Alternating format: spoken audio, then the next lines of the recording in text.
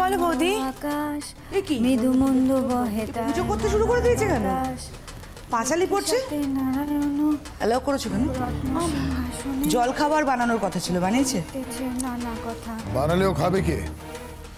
ও জানে না আমরা গরম গরম খেতে অভ্যস্ত। কিলো তুই থামলি কেন? জানিস নি লোকের পাঁচালি পড়তে পড়তে থামতে নেই কো। হ্যাঁ, এদের পাঁচালি সারা জীবন চলতেই থাকবে। তুই পড় দেখিনি, পড় পড় পড় পড়। মন্দ মন্দ বহিতেছে মলায় বাতাস, তারপরে পড়। লক্ষ্মীর সাথে নারায়ণ ও রত্ন সিংহাসনে সহসা নারদ আসে বিনালয়ে করে, মুখে শুধু তিনি হরি গুণগান ধরে, নত শিরে উভয়েরে করিয়া প্রণতি, সবিশেষ কহিলেন নারায়ণী প্রতি। ও আচ্ছা আচ্ছা আচ্ছা আচ্ছা আচ্ছা, এরই মধ্যে মাথা খাওয়া হয়ে গেছে। দিদি ভাই, আমার না খুব খারাপ লাগছে জানো। মানে তোমরা না এখন জল খাবারটা খেতে পাবে না। আসলে ও যদি বলতো যে বানিয়ে রাখতে পারবে না, তাহলে আমি করে নিতাম। আরে আমিও তো তোমার সঙ্গে হাতে হাত লাগাতে পারতাম, তাই না? হ্যাঁ, তার মানে মানে মানে ও জল খাবার বানায়নি। কি? তাই তো বলছি দাদা, মানে ও নিজে বানায়নি, আর ও যে পারবে না সেটা একবার আমাদেরকে জানায়নি।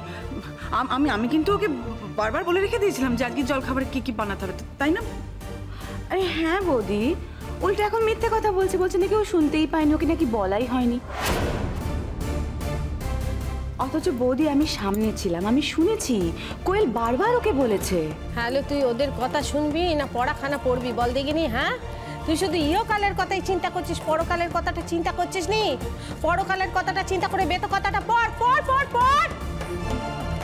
অন্নবিনে শীর্ণকায় মৃতপ্রায় দেহ দরিদ্র কবলে পড়ে আমার বাড়িতে কাজ করতে এসে লক্ষ্মী পুজো করতে বসেছো?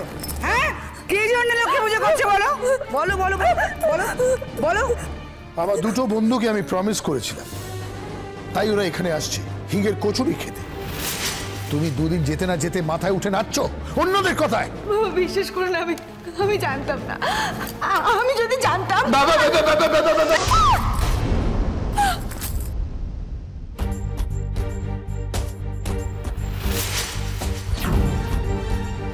দেবজিৎ, এইসব তোর একার প্রাপ্য নয়।